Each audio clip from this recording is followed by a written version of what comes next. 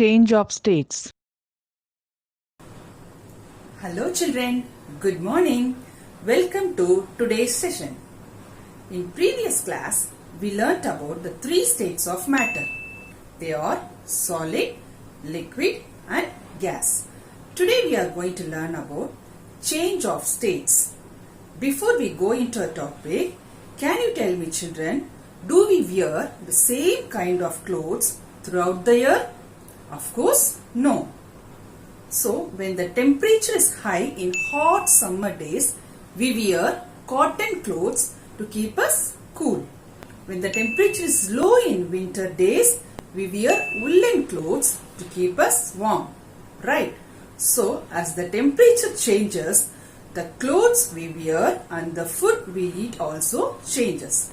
Similarly, matter can change its form from one state to another state when we apply heat or remove heat from it, that is by heating or by cooling it.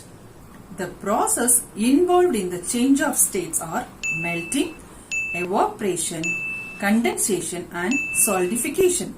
Let's see each process in detail. First, we will see about melting. Melting is a process by which a solid changes into liquid on heating. Let's see a simple example for this. Here we have ice cube in a tray. We will leave this ice cube for some time. Now after some time, you can observe that the ice starts to melt into liquid. So this is the process of melting, in which the solid turns into liquid.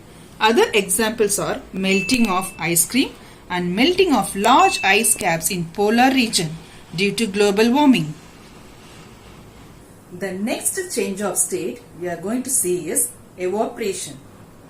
Children, we all know that it's good and safe to drink boiled water.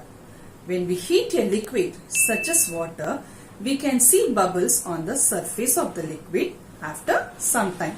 This is called boiling. When we continue heating it, we can see the steam comes out of the liquid.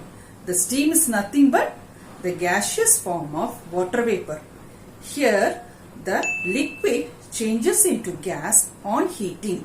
So, this process is called evaporation. So, the process by which the liquid changes into gas is called evaporation. Let us see some examples. Wet clothes dry in sun due to evaporation. The water in the wet clothes takes the heat from the sun and gets evaporated. Hot tea gets cool over time due to evaporation. In summer month, you can see the water bodies like ponds, lakes and river gets dried up due to the evaporation of water in it. And most importantly, the preparation of common salt from seawater is due to the process of evaporation. Such as we can see many examples for evaporation in our day-to-day life. Next, we are going to see about condensation. Condensation is a process by which a gas changes into liquid on cooling. That is, the water vapor changes into liquid water on cooling. Let us see few examples. During winter season, in the early morning hours, we can see dew drops on the grass, leaves and on the glass windows.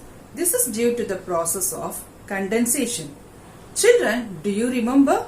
In school, during lunchtime, when we open our lunch box, we can see tiny droplets of water on the inner surface of the lid. This is also a best example for condensation. The water vapor from the food rises up and comes in contact with the lid that is cooler outside, makes the water vapor into liquid. That is the tiny droplets of water we can see on the inner surface of the lid. Without condensation, there will be no clouds, rain or snow. Children, do you know how clouds are formed? The water in the water bodies get evaporated and turns into water vapor. When these water vapor go high up, it cools down and turns into liquid. So the water vapor on cooling, the molecules in the water vapor come close together and becomes liquid. Thus how the clouds are formed. The next change of state we are going to see is solidification. It is a process by which a liquid changes into solid on cooling. Example is freezing of water into ice. Children, how will you make ice cube for your juice? It's very simple. You know that, right? Yes. So fill water in an ice tray and keep it in freezer. After few hours, you can observe that the water changes into ice. So this process we call it as solidification. Also we can say it as freezing. Let's recall what we learnt. Today we learnt about change of state. Matter can change its form from one state to another by heating or by cooling. Here temperature plays a very important role in the change of state. Then we saw about the process involved in the change of state. They are melting. M-E-L-T-I-N-G. Melting. Melting is a process by which a solid changes into liquid on heating. Then we saw about evaporation. E-V-A-P-O-R-A-T-I-O-N. Evaporation. Evaporation is a process by which the liquid changes into gas on heating. The next we saw about condensation. C-O-N-D-E-N-S-A-T-I-O-N. Condensation. Condensation is a process by which a gas changes into liquid on cooling. The last one is solidification. S-O-L-I-D-I-F-I-C-A-T-I-O-N. Solidification. Solidification is a process by which a liquid changes into solid. In nature, the water changes its state all the time. The cyclic movement of water changing into water vapor and then back into water by continuous heating and cooling. This process is called water cycle. So children, I hope you all understood this concept and make sure you read this one in your textbook. Thank you children.